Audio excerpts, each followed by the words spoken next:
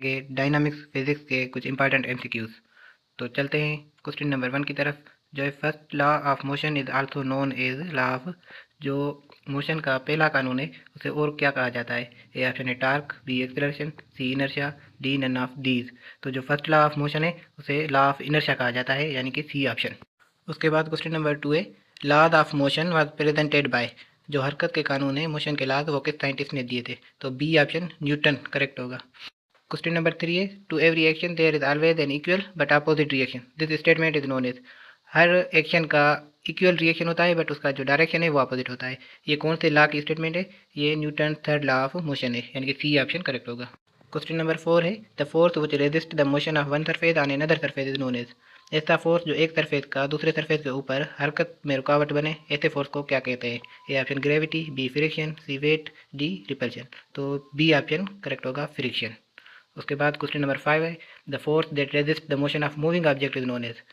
ऐसा फोर्स जो moving object के मोशन में रुकावट बने, ऐसे फोर्स को काइनेटिक फ्रिक्शन, यानी कि बी ऑप्शन करेक्ट होगा।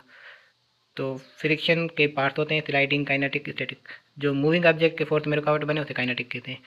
When object is at rest the force of friction is known as. अगर ऑब्जेक्ट रेस्ट में तो उस वक्त जो फोर्स ऑफ फ्रिक्शन है उसे क्या कहते हैं? A option static, B limiting, C kinetic, D dynamic. तो इसका करेक्ट ऑप्शन होगा ए स्टैटिक फ्रिक्शन।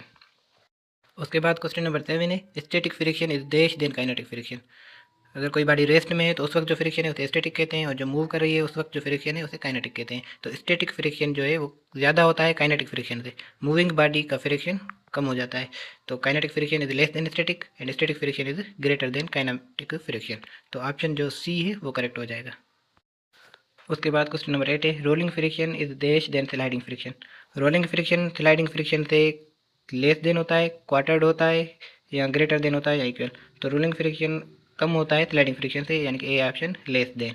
उसके बाद क्वेश्चन नंबर 9 है the maximum value of static friction is known as dash friction. जो फ्रिक्शन का मैक्सिमम वैल्यू है उसे क्या कहते हैं? मैक्सिमम वैल्यू क्या होता है? फॉर एग्जांपल कि हम किसी ऑब्जेक्ट को फोर्स लगा रहे हैं 10 यूनिट, वो मूव नहीं हो रहा। उसके बाद हमने फोर्स बढ़ाया 11 न्यूटन, फिर भी मूव नहीं हुआ। हमने फोर्स और इंक्रीज किया 11 से 12 न्यूटन, तो उस वक्त वो ऑब्जेक्ट मूव हुआ। तो जो 12 से थोड़ा कम होगा, यानी कि 11.99, तो वो होगा मैक्सिमम वैल्यू ऑफ फ्रिक्शन। तो ऐसे फ्रिक्शन को हम लिमिटिंग फ्रिक्शन कहते हैं। उसके बाद क्वेश्चन नंबर 10 है at high speed the friction is. अगर स्पीड ज़्यादा हो तो फ्रिक्शन कम हो जाता है, डिक्रीज हो जाता है। उसके बाद क्वेश्चन नंबर 11 है देश is the agent that changes the state of rest और uniform motion of a body. ऐसा एजेंट जो बॉडी अगर रेस्ट में है तो उसे मूव कराए, जो अगर मूव है तो उसे रेस्ट में लाए, ऐसे एजेंट को हम फोर्स कहते हैं, ए ऑप्शन। उसके बाद 12 है ऐसा यूनिट ऑफ फोर्स इज। तो फोर्स का जो ऐसा यूनिट है वो न्यूटन है। उसके बाद क्वेश्चन नंबर 13 है when a force is applied on the body this is produced in the body. अगर किसी भी ऑब्जेक्ट या बॉडी पे हम फोर्स अप्लाई करेंगे तो उसमें तेज़ी आएगी, यानी कि बी ऑप्शन जो है एक्सेलरेशन। फोर्स का डायरेक्टली प्रोपोर्शनल होता है एक्सेलरेशन के साथ। उसके बाद क्वेश्चन नंबर 14 है friction opposite motion between two bodies in contract because of. Friction जो है वो दो बॉडीज़ के बीच में मोशन में की मुखालफत करता है, क्योंकि रफनेस ऑफ सरफेस, यानी कि सी ऑप्शन करेक्ट होगा। दोनों बॉडीज में के सरफेस में रफनेस होती है, जितनी रफनेस ज़्यादा होगी उतना फ्रिक्शन ज़्यादा होगा। उसके बाद क्वेश्चन नंबर 15 है देश is the property of an object due to which it tend to continue state of rest और मोशन। वो कौन सी प्रॉपर्टी है जिसकी वजह से अगर कोई बॉडी रेस्ट में है तो वो हमेशा रेस्ट में रहना चाहती है, अगर हरकत में है तो हमेशा हरकत में रहना चाहती है, जब तक उस पर कोई फोर्स अप्लाई ना हो?